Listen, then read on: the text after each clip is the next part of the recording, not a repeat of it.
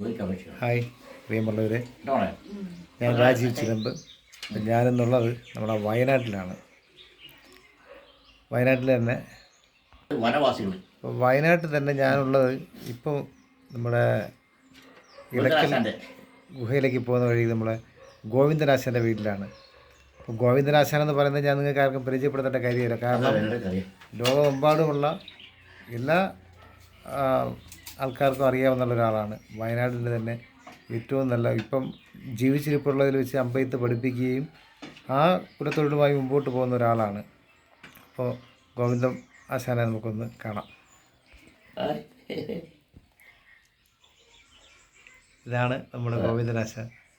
ആൾക്ക് കിട്ടിയ പുരസ്കാരങ്ങളും അതിൻ്റെ ചിത്രങ്ങളും ഒക്കെയാണ് ഇവിടെ കാഴ്ചവെച്ചിട്ടുള്ളത്.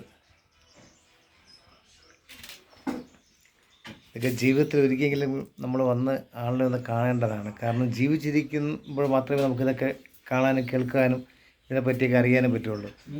ആൾ പ്രാചീന കാലത്തുള്ള എല്ലാം ഇവിടെ ഉണ്ട്. എങ്കിൽ പോലും പുള്ളിയുടെ ആയുധമായ അമ്പും വില്ലും ഇവിടെ ഇങ്ങനെ പണി ചെയ്ത് വെച്ചിട്ടുണ്ട്. ഇത് വിൽക്കുകയും കൂടെ അവരുടെ തൊഴിലായിട്ട് ഉപയോഗിക്കുകയും ചെയ്യും. ഇതിനകത്ത് നമ്മൾ ആവനാഴി എന്ന് പറയുന്ന ഇതിനകത്ത് ഇങ്ങനെ അമ്പ്, ഇതാണ് ഒറിജിനൽ ആവനാഴി. ഇതാണ് ആവനാഴി. അതിനകത്ത് അമ്പുകൾ ഇങ്ങനെ ശേഖരിച്ചിട്ടൊരു മുട്ടയമ്പും കത്തിയമ്പും. മുട്ടയമ്പ് പക്ഷികളെയും മാന് ഇങ്ങനെയുള്ള മുയലും പക്ഷികളൊക്കെ പിടിക്കുന്നതിന് വേണ്ടി മുട്ടയമ്പും കത്തിയമ്പ് മൃഗങ്ങളെ വേട്ടയാടുന്നതിനും ഒക്കെ ഉപയോഗിക്കുന്നതാണ്. ഞങ്ങളിപ്പോഴും വേട്ടയാടും കേട്ടോ. നമ്മുടെ വേട്ട നിരോധിക്കാൻ ഇന്ത്യൻ ഭരണ നിയമമല്ല. ഇതാണ് ഗോവിന്ദനാശാൻ നമ്മുടെ.